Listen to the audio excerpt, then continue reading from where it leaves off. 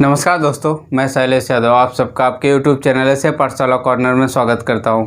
दोस्तों, अभी तो हम कॉन्सेप्ट बेस्ड क्वेश्चन को हल कर रहे हैं। आगे चल के हम ट्रिकी बेस पे क्वेश्चन को हल करेंगे। जब तक कॉन्सेप्ट नहीं समझेंगे तब तक ट्रिक को कैसे समझेंगे। ट्रिक को या तो रटेंगे, लेकिन मैं कॉन्सेप्ट से आपको ट्रिक बताऊँगा कैसे कॉन्सेप्ट से ट्रिक पढ़ते हैं।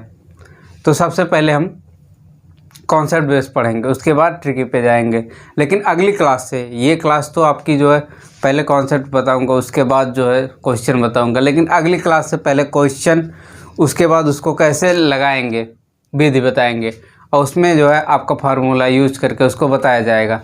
आज की क्लास में हम पहले कॉन्सेप्ट पढ़ेंगे। तो दोस्तों शुरू करते हैं। हमने पिछले क्लास में 2 क्वेश्चन दिए थे, उस क्वेश्चन को पहले हल करेंगे, फिर क्लास को आगे बढ़ाएंगे। क्या था पहला? 10 के प्रथम 100 गुणजों। 10 के प्रथम 100 गुणजों, इसका अर्थ क्या क्वेश्चन में? पहले हम क्वेश्चन को समझेंगे क्या कह रहा है। पहला क्वेश्चन था 10 के प्रथम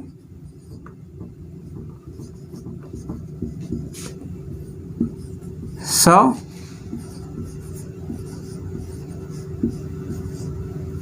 गुणजों।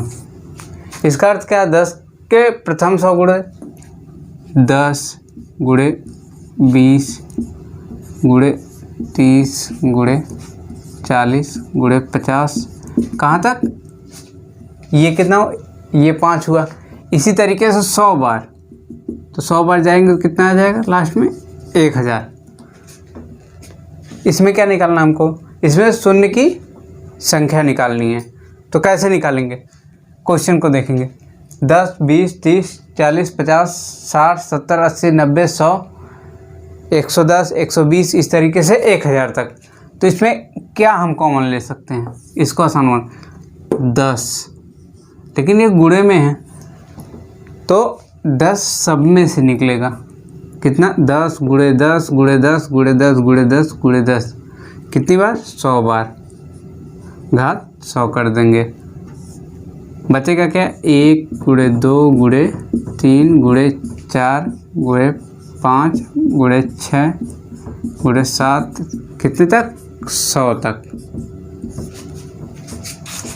इसमें तो 100 जीरो पहले से। अब हम इसमें, ये क्या हो गया? प्रथम 100 प्राकृतिक संख्याओं का गुणा। तो इसको कैसे ज्ञात करते हैं? कितना है लास्ट में? 100 है। 100 का क्या करेंगे? इसमें कितने से? 5 से करते हैं। 20, फिर 5 से 4, फिर 5 से करेंगे, 0 आएगा। इसको छोड़ देते हैं, बाकी इन दोनों को क्या करते हैं? जोड़ लेते हैं। 20 + 4 24 आ गया। पहले से कितना था? 100 था, प्लस 100 कितना हो गया? 124। कितने शून्य होंगे? 124। दूसरे क्वेश्चन पे देखते हैं। 1 से 100 तक सभी संख्याओं को गुणा करने पर 7 के अधिकतम घात। इसमें क्या ज्ञात करना था? अधिकतम घात। दूसरे क्वेश्चन में अधिकतम ज्ञात कर कितने तक? 100 तक। 1 से 100 तक। तो इसके लिए क्या करते थे? इसके लिए हम 100 में 7 से भाग दे देंगे। 7 का नाम 7 बचा 3, 30, 7 चौक 28, 2 शेष बचा, इसको छोड़ देते हैं। 7 दूनी 14, इसको जोड़ लेंगे। 14 + 2 बराबर 16। ये इसका आंसर हो जाएगा। ये तो दूसरे क्वेश्चन का आंसर हो गया। दोस्तों, हमको क्वेश्चन को समझने के लिए पहले क्वेश्चन को हम समझते हैं। कैसे क्वेश्चन, क्या दिया है उसमें, क्या हमको निकालना है, उसके बाद क्वेश्चन हल करेंगे तो बहुत आसान तरीके से हल हो जाएगा। तो अब हम अपनी अगली क्लास शुरू करते हैं। इसमें आगे क्या पढ़ना है? संख्या पद्धति में क्या क्या हो गया? पहला नंबर, हमने सारी परिभाषाएं देख ली। दूसरे, शून्यों की संख्या हो गया ये, और इकाई का अंक हमने देख लिया। अब आगे बढ़ते हैं क्या? शेषफल प्रमेय। शेषफल प्रमेय, पहले शेषफल को जानेंगे, शेषफल क्या है, कैसे है, उसको जानेंगे। उसके बाद फिर शेषफल प्रमेय को जानेंगे। तो चलिए शुरू करते हैं। दोस्तों, अब तक हमने पिछली क्लास के होमवर्क देखा, अब हम आगे शेषफल प्रमेय पढ़ेंगे। शेषफल अवधारणा क्या होती है? जब हम किसी संख्या में किसी संख्या से भाग देते हैं तो क्या उसमें भागफल आता है और शेषफल आता है। शेषफल क्या होता है उसको देखेंगे। जब हम किसी संख्या में, मान लीजिए कोई संख्या x है, इसमें हम y से भाग दे रहे हैं, भागफल मान लीजिए a आ गया और यहाँ पे बचता क्या, b बच रहा। तो क्या ये a क्या है, a हमारा भाजक है, ये भाजक है। यहाँ पे x क्या है, भाज्य।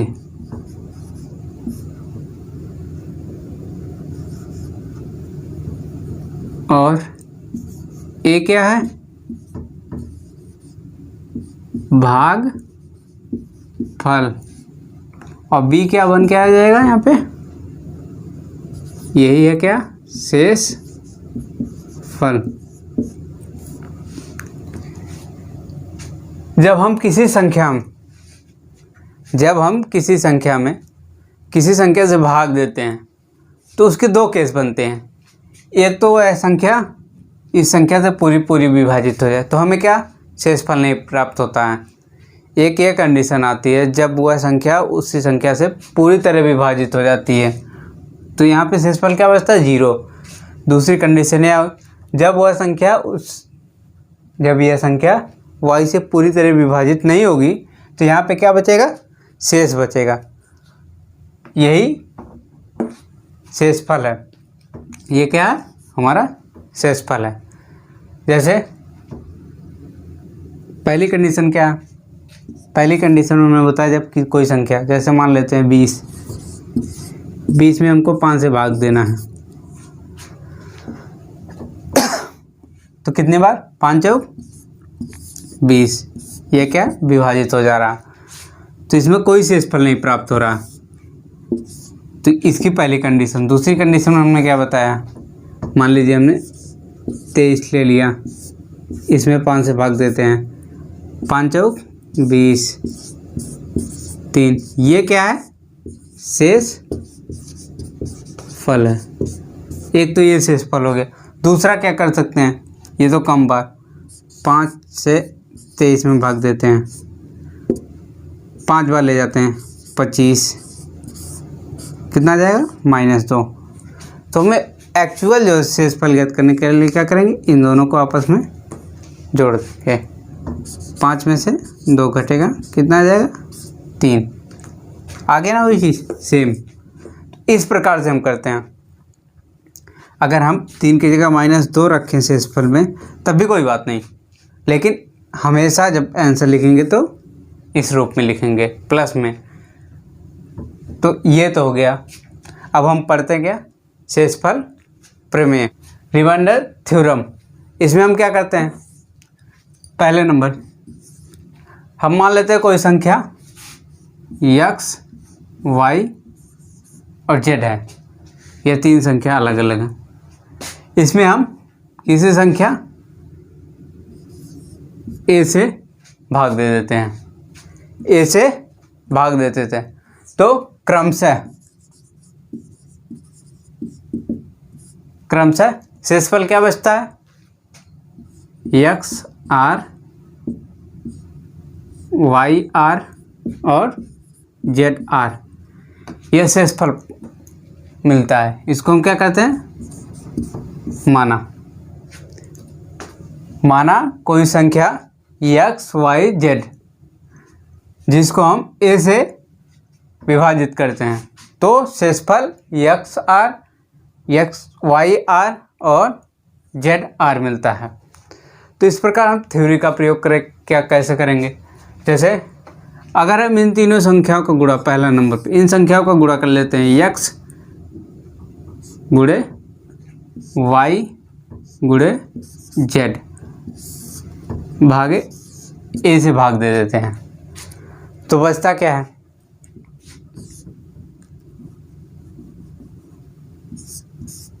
x। तो इसमें बचता क्या, शेषफल क्या बचता है,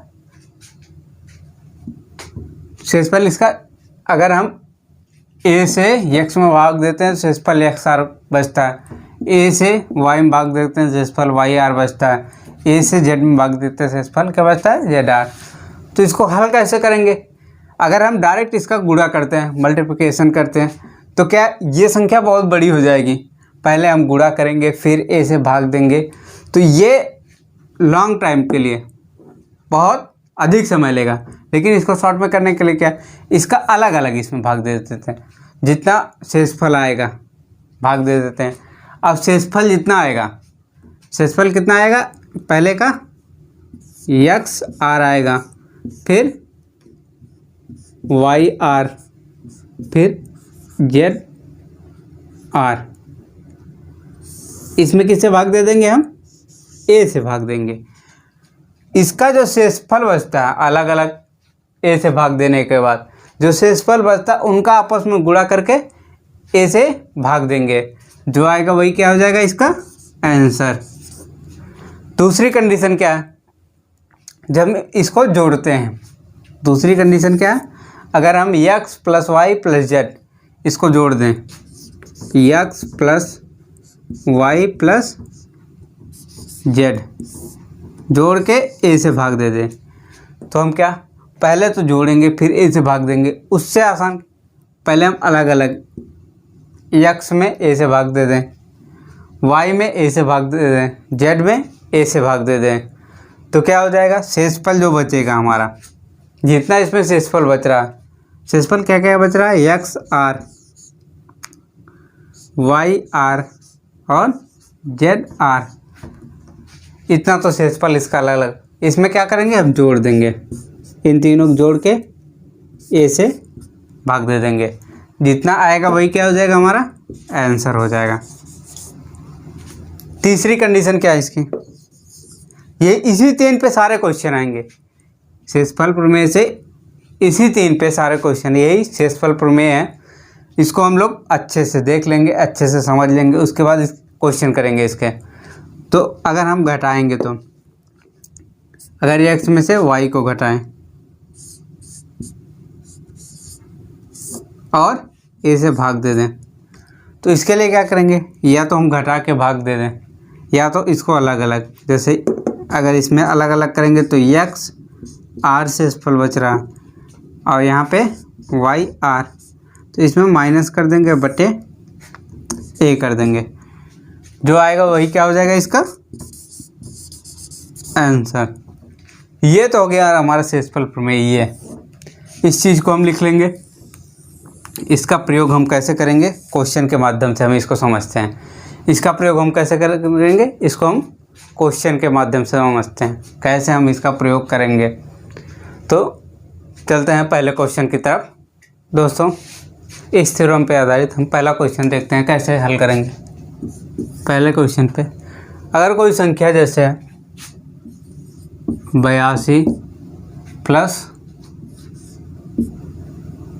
78 + 91, अगर हम इसमें 5 से भाग देते हैं और हमको इसका शेषफल ज्ञात करना है, तो कैसे करेंगे।